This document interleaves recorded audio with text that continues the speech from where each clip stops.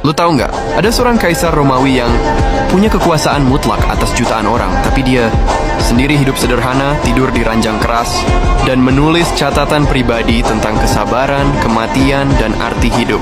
Ironisnya, dia lebih dikenal sebagai filsuf ketimbang penguasa. Namanya adalah Marcus Aurelius, sang kaisar filsuf, yang ngajarin dunia gimana tetap tenang di tengah kekacauan. Marcus Aurelius lahir tahun 121 Masehi di Roma. Dari kecil, dia nggak kayak anak-anak lain yang sibuk mengejar kemewahan. Marcus lebih suka hidup sederhana. Sejak muda dia tidur di ranjang keras, makan seadanya, dan melatih dirinya untuk nggak terikat sama kenyamanan. Dia jatuh cinta sama filsafat, khususnya stoicisme. Ajaran ini sederhana tapi berat. Dunia sering kejam, hidup penuh hal di luar kendali kita. Tapi yang bisa kita kendalikan, pikiran kita sendiri. Buat Marcus, itu jadi dasar hidup. Takdir Marcus berubah saat dia diangkat jadi penerus kekaisaran Romawi. Tahun 161 Masehi, dia resmi jadi kaisar, bareng sahabatnya Lucius Verus. Tapi jabatan itu bukan hadiah, melainkan beban. Begitu dia naik tahta, masalah langsung datang. Batas utara kekaisaran diserang bangsa barbar. Pasukan Romawi harus berperang hampir tanpa henti. Lalu muncul Antonin Plague, wabah mematikan yang kemungkinan besar adalah cacar, yang membunuh jutaan orang Romawi.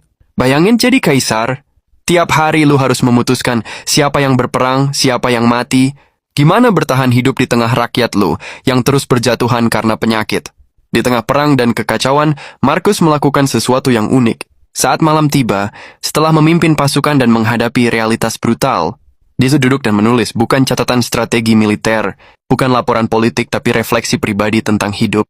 Tulisan itu sekarang dikenal sebagai Meditations. Isinya bukan buat orang lain, tapi buat dirinya sendiri. Semacam diary, tapi isinya renungan filosofis. Misalnya, kita tidak bisa mengendalikan apa yang terjadi, tetapi kita bisa mengendalikan respon kita. Kematian bukan sesuatu yang harus ditakuti. Itu hanya bagian alami dari hidup. Kekayaan, kekuasaan, ketenaran, semua itu fana. Yang abadi adalah kebaikan hati. Kebayang enggak? Seorang kaisar, pemimpin dunia saat itu, nulis hal-hal yang kedengarannya kayak motivasi modern. Tapi justru dari situ, dia jadi filosof yang jadi raja. Hidup Marcus penuh cobaan.